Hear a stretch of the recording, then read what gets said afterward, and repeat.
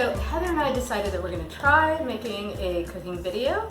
We don't know how this is going to go, so wish us luck. But we're hoping that this will help people, take a try at Sri Lankan food, maybe make it a little less intimidating. Right now, we're going to be making ginger garlic chicken, which is my kids' favorite Sri Lankan dish. It is very simple. It can be made spicy or not spicy to your taste. When they first started eating it, it was entirely not spicy, and we've sort of slowly added chili powder as they got older and more accustomed to spice levels. Is that chipotle powder that you're adding for the chili powder? No. So when I say chili powder, what I mean is the kind of chili powder that you usually I would buy it in the Indian grocery store, and it's cayenne, but it has different levels. So there's like hot and extra hot. So when you buy cayenne in a regular American grocery store, it's generally a milder one than I find in the Indian store. So you might want to increase the amount you use if you're looking for heat. The main spices I'm using, and as you can see over there, there's big jars of spices because we go through quite a lot, are garlic powder, ginger powder, cayenne, turmeric, and salt. So, I don't usually actually measure this.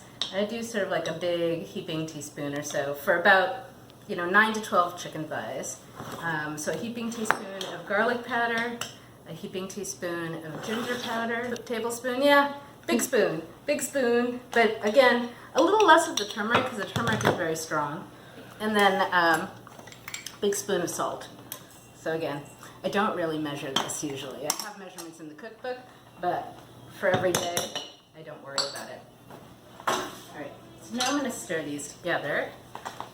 When you mix the spices in, ideally you would do it in advance, like do it maybe half an hour to an hour in advance, and let the chicken marinate in the spice blend a little bit. So again, if you have time, let this sit for 30 to 60 minutes. If you don't have time, you can move right on to the frying stage. You can use vegetable oil for this.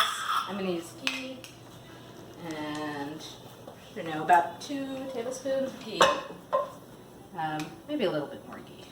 So you're going to drain the oil at the end, so don't really worry about having a little too much oil in the pan at this point. It won't hurt anything. But you do want the oil to be pretty hot. At this point, you're browning the chicken a little. You're going to sear it. Oh, but before that, if you're going to make it spicy, that's when you add the spice.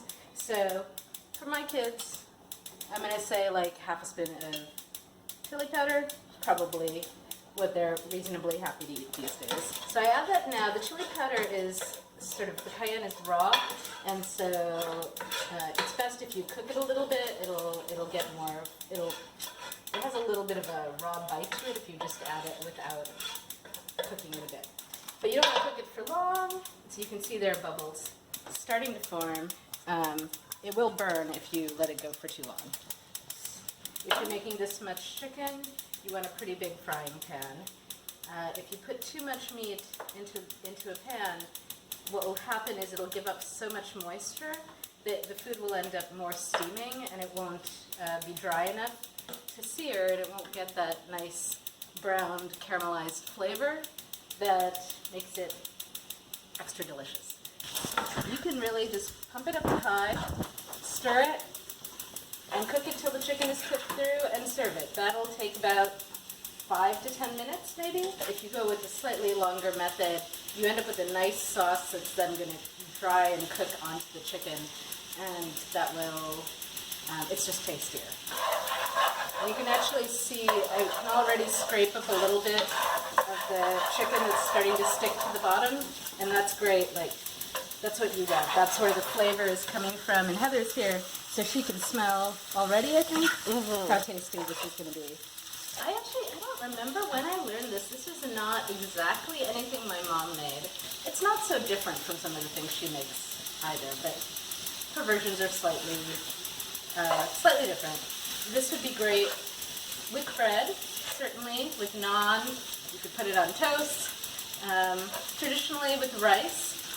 My daughter loves salt, and I think one of the things that she likes about this dish is it's a little bit on the salty side. So at this point, it's got some nice color. It's mostly brown. You can see still a couple pieces that are still sort of raw, right?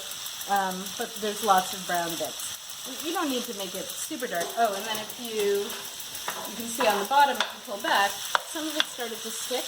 That's fine. Don't worry about it, because what happens next is you cover it. Okay, you can turn it down to medium, and there's now a whole bunch of liquid there, and those dry bits on the bottom are now really easy to scrape up. So we're going to scrape those and make sure that all of that, I believe it's called the fond, F-O-N-D is what the French call it, that scraped up good meaty stuff is now going to get incorporated into the sauce. You can see here how the oil is now starting to separate out from the sauce. So that's kind of your cue that the liquid, the water has pretty much gone away. What you've got is a nice thick sauce. In about 5 minutes, any excess oil will come off and this will be delicious and ready to go. So that's ginger garlic chicken.